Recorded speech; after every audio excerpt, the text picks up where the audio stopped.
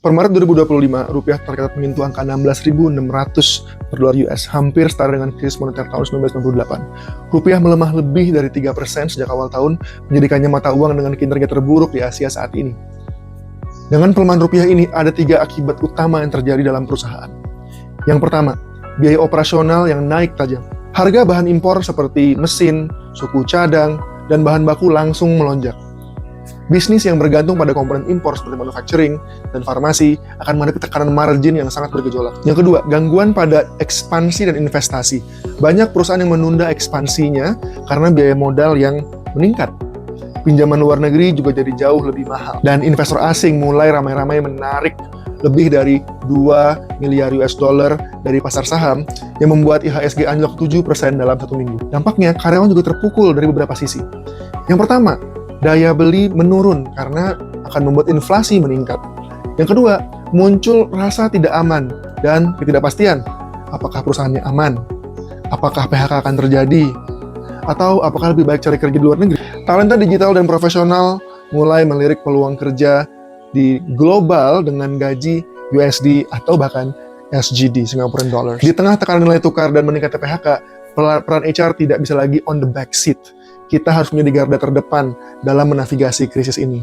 Berikut ada 4 strategi kunci yang saya sarankan untuk dipertimbangkan oleh para senior HR leader di seluruh sektor. Yang pertama, mengevaluasi dan penyesuaian kompensasi.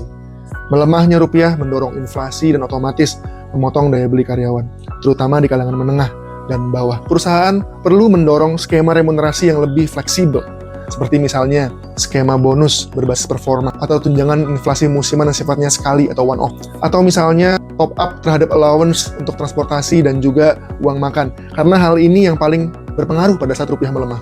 Yang kedua, workforce planning yang lebih adaptif dan agile. Pelemahan rupiah ini menuntut penempatan ulang SDM yang lebih cerdas. Jangan buru-buru freeze hiring atau layoff. Jangan layoff tanpa memetakan potensi reskilling. HR juga bisa sangat berperan aktif dalam 1. Rotasi lintas fungsi atau cross-functional untuk meningkatkan efisiensi.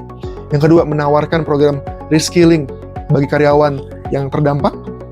Yang ketiga adalah mendesain talent pool yang lebih fleksibel, yang berbasis project, bukan hanya jabatan struktural. Misalnya, tim sales yang terdampak bisa dilatih menjadi bagian dari content activation atau digital channel jika tren pasar memang mengarah ke sana. Yang ketiga, retensi lebih dari sekedar gaji. Gaji saja tidak cukup untuk menjaga loyalitas. Karyawan, terutama Gen Z dan milenial, semakin menghargai fleksibilitas kerja, peluang berkembang, dan juga lingkungan yang suportif dan pekerjaan yang meaningful. Yang terakhir, perusahaan perlu mempertimbangkan komunikasi yang proaktif dan terbuka. Ketika perekonomian tidak pasti, diam saja bukanlah netral, tapi bisa berbahaya. HR perlu menginisiasi town hall, membuka forum tanya jawab dengan manajemen, menyediakan salur komunikasi yang 2 arah, misalnya dengan WhatsApp, internal hotline, dan dalam krisis, psychological safety adalah faktor kompensasi non-financial yang paling berharga. Dengan kombinasi empati dan data, HR bisa menjadi pilar stabilitas, bukan sekedar pengelola operasional atau pembuat SOP. Yuk, kasih tahu di kolom komentar apa yang udah kamu perbuat untuk menavigasi hal ini. Bye-bye.